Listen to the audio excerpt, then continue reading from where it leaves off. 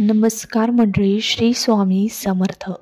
24 जुलै 2025ला दीप अमावस्या, आषाढ अमावस्या आणि गुरुपुष्यामृत योग हे तिन्ही योग एकाच दिवशी येत आहेत. तर या संयोगामध्ये काय विशेष करावं हे सगळं आपण या व्हिडिओमध्ये जाणून घेणार आहोत. येत्या गुरुवारी बऱ्याच चांगल्या गोष्टी जुळून येत आहे आणि म्हणूनच आपण आजचा हा व्हिडिओ बनवलेला आहे. तर नेमकं काय आहे या गुरुवारी? तर बघा, गुरुवार म्हटलं तर प्रत्येक गुरुवार हा आपल्यासाठी खूपच महत्त्वपूर्ण मानलेला आहे. प्रत्येक गुरुवारी आपण स्वामींच्या सेवा करत असतो, गुरूंच्या सेवा करत असतो. पण या गुरुवारी विशेष असं काय आहे? तर या गुरुवारी आषाढी अमावस्या आहे.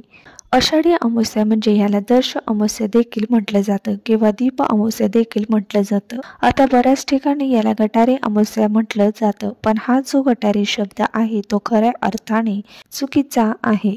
गतहरी अमावस्या असं हे नाव आहे. आता या अमावस्येला गुरुपुष्यामृत योग जुळून आलेला आहे. बघा, गुरुपुष्यामृत योग हा अतिशय महत्त्वाचा योग मानला जातो. रवी पुष्यामृत, गुरुपुष्यामृत हे खूप महत्त्वाचे योग मानले जातात. 27 नक्षत्रांपैकी पुष्य नक्षत्र हे शुभ नक्षत्र आहे आणि जेव्हा हे नक्षत्र गुरुवारच्या दिवशी येतं तेव्हा त्याला गुरुपुष्यामृत योग म्हटलं जातं. म्हणजे गुरुवारी पुष्य या योगात केलेले कार्य दीर्घकाळ टिकते. या दिवशी कोणतेही शुभ कार्य केले तर त्यांची शुभता वाढत जाते, अडथळ्यापासून मुक्ती मिळते. हा दिवस मंत्रसिद्धीसाठी, खरेदीसाठी, गुरुपूजनासाठी आणि साधनेसाठी उत्तम मानला जातो. पुष्य नक्षत्रात श्रीराम आणि श्रीकृष्ण यांचे नामकरण झाले होते, त्यामुळे हे नक्षत्र खूप पवित्र मानले जाते. हे तिन्ही योग एकत्र आल्यावर काय घडते? हा दिवस म्हणजे 3 शक्तींची उपस्थिती. तर बघा, या योगावर आपल्याला काही गोष्टींची खरेदी करायची असते. तर या योगावर काय खरेदी केले जातं?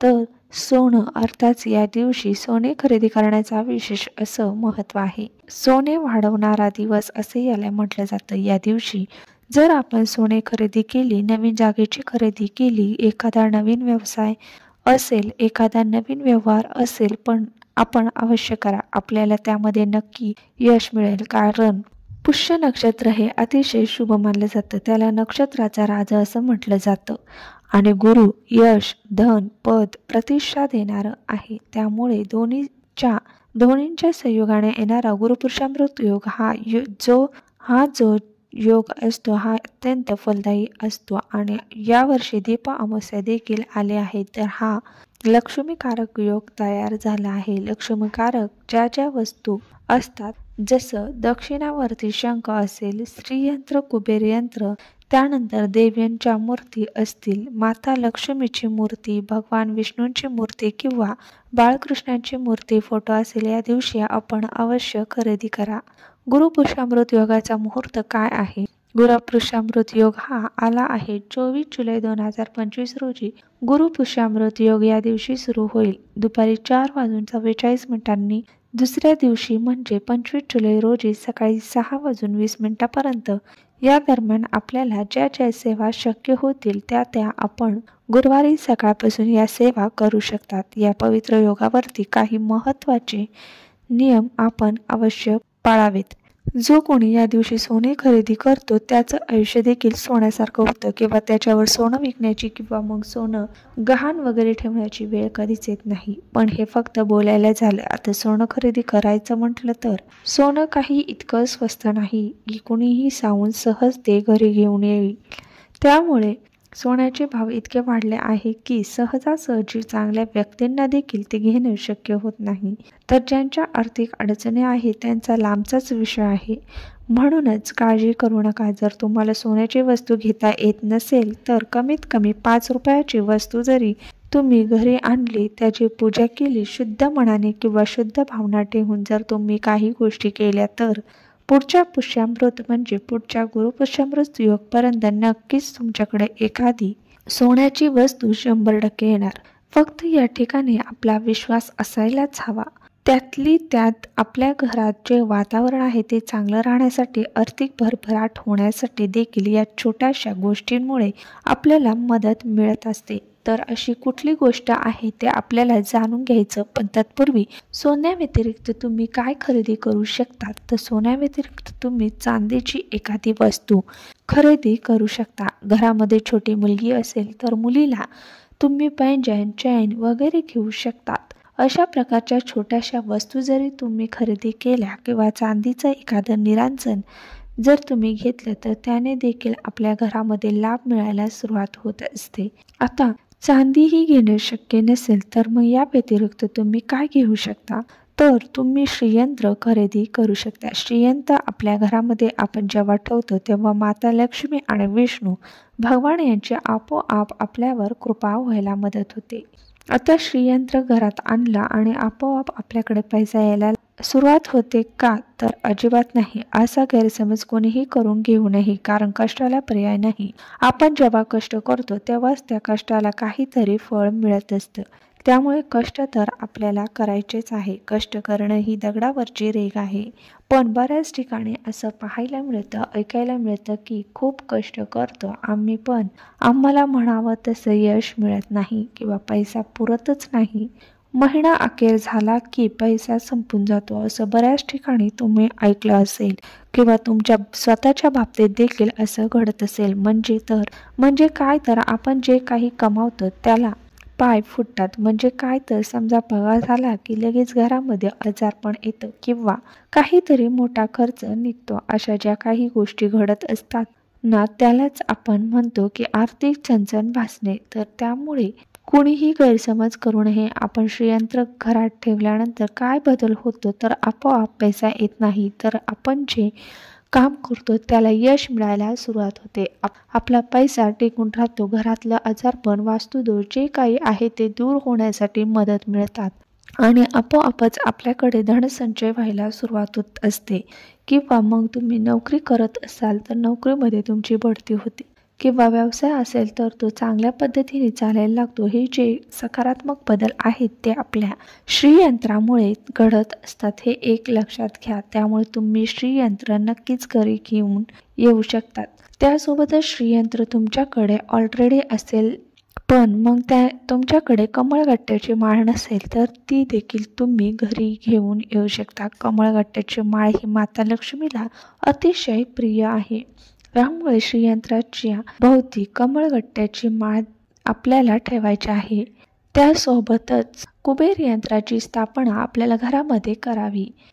गुरुपुषामृत योगावरती कुबेर यंत्र आपल्या घरामध्ये खरेदी करा किंवा या व्यतिरिक्त तुम्हाला देवघरातील जी कुठली गोष्ट घ्यायची आहे ती तुम्ही नक्कीच या दिवशी घेऊ शकतात. यासोबतच तुमच्याकडे गाय वासराची मूर्ती नसेल तर तसेच कासव नसेल तर ते देखील तुम्ही घेण्याची इच्छा असेल, पण ती इच्छा जर अजून पूर्ण झाली नसेल तर गुरुपुषामृत योगावर तेवढी छोटीशी खरेदी तुम्ही नक्कीच करू शकतात, कारण ती छोटीशी खरेदी तुमच्या घरामध्ये भरभराट देखील आणू शकते. आता हे सगळं तुम्हाला जे काही सांगितलं आहे ते तर तुम्ही घेऊ शकतात, पण या सगळ्या गोष्टी तुमच्या घरामध्ये आहे किंवा मग ह्या घेणंच तुम्हाला आता शक्य नाही, तर मग तुम्ही काय करायचं, फक्त आणि फक्त 5 रुपयांची कवडी घरी घेऊन यायची आहे. कवडी म्हणलं तर माता लक्ष्मीला अतिशय प्रिय आहे. यामुळे अशी ही कवडी आपल्या घरामध्ये असायलाच हवी. तुम्ही देवीच्या गळ्यामध्ये देखील कवड्यांची माळ बघितलेली असेल किंवा जे गोपी वगैरे किंवा वासुदेव वगैरे येतात त्यांच्याही गळ्यामध्ये तुम्हाला कवड्याची माळ बघायला मिळालेली असेल. या कवडीला अनन्यसाधारण असं महत्त्व आहे. त्यामुळे ही कवडी आपल्या घरामध्ये ठेवणं खूप शुभ मानलं जातं. ही कवडी गुरुपुषामृत योगावर घरी आणायची आहे. तिला पंचामृताने अभिषेक घालायचा, धुवून घ्यायचं, पुसून घ्यायचा आणि एका प्लेटमध्ये ठेवायची. आता या व्यतिरिक्त तुम्ही एक कवडी घेण्याऐवजी तुम्ही 3 घेऊ शकता, 5 घेऊ शकता, 7 घेऊ शकता, 9 घेऊ शकता, 11 घेऊ शकता. म्हणजे विषम संख्येमध्ये तुम्हाला घ्यायच्या आहे, पण कमीत कमी एक कवडी का होईना तुम्हाला घ्यायची आहे. ती तांदळावर ठेवायची आहे. तांदळावर ठेवल्यानंतर त्यावर पूजा करायची, हळदी कुंकू अर्पण करायचं आणि माता लक्ष्मीचा जो कुठला तुम्हाला मंत्र येत असेल त्याचीच एक माळ जप करायची आहे. आणि त्यानंतर ही कवडी एक तर तुम्ही देवघरात ठेवा किंवा मग तुमच्या पॉकेटमध्ये किंवा तिजोरीमध्ये तुम्ही ठेवू शकता। अशा प्रकारे एक 5 रुपयाची कवडी जर तुम्ही अशा पद्धतीने घरात ठेवली आणि दर पौर्णिमेला किंवा अमावस्येला तिची अशा पद्धतीने पूजा केली तर 100% तुमच्या आर्थिक समस्या सुटण्यासाठी हळूहळू मदत होणार आहे। हे तुम्ही डोळे झाकून विश्वासाने करून पहा, निश्चितच तुम्हाला सकारात्मक अनुभव पाहायला मिळेल। तर गुरुपुषामृत योगावर काय खरेदी करायचे हे आजच्या व्हिडिओच्या माध्यमातून आपण जाणून घेतलेले आहे। पण या अमावस्येच्या अगोदर किंवा अमावस्येच्या दिवशी तुम्हाला काही गोष्टी आवर्जून घराबाहेर देखील काढायच्या आहेत। तर त्या कुठल्या आहेत तर बघा, घरामध्ये रती साचलेली असेल, इलेक्ट्रॉनिक वस्तू म्हणजे खराब झालेल्या इलेक्ट्रॉनिक वस्तू असतील, ज्या रिपेअर होत नाही, ज्याचा काही उपयोग होत नाही, तसेच औषध ज्यांची एक्सपायरी डेट संपलेली आहे पण अजूनही त्या बॉटल वगैरे जर आपल्या फ्रीजमध्ये आपल्या घरामध्ये पडून असतील तर त्या देखील तुम्हाला काढून टाकायच्या आहे। एकंदरीत काय तर आपल्या घराची स्वच्छता ह्या अमावस्येनिमित्त करायची आहे। त्यासोबतच जी कुठली अडगळ असेल ती देखील तुम्हाला घरातून काढून टाकायची आहे। देवघरामध्ये भंग झालेले फोटो असतील, मूर्ती असेल किंवा पुस्तक फाटलेले असतील, असे काही ग्रंथ आहेत ज्यांचे पूर्ण पान झालेले आहे, धड वाचताही येत नाही, तर असे ग्रंथ देखील तुम्हाला अमावस्येच्या दिवशी किंवा त्या अगोदर घरातून काढून टाकायचे आहे। ते तुम्ही निर्माल्यात टाकू शकता। या व्यतिरिक्त अशी कुठलीही गोष्ट जी तुमची घरामध्ये अजिबात उपयोगाची नाही, तसेच चप्पलचा समावेश आहे, तसेच कपडे असतील तर एखाद्या गरजू व्यक्तीला देऊ शकता आणि तुमच्या घरातील जी काही अडचण आहे ती देखील गुरुपुषामृत योगावर 5 रुपयाची वस्तू घरात घेऊन या आणि ज्या कुठल्याही गोष्टी तुम्हाला सांगितलेल्या आहे ते घरातून बाहेरही काढून टाका। अशा पद्धतीने जर तुम्ही हा छोटासा उपाय केला तर 100% तुम्हाला त्याचा सकारात्मक अनुभव आल्याशिवाय राहणार नाही। तर आजची माहिती तुम्हाला कशी वाटली कमेंट करून नक्कीच कळवा। धन्यवाद।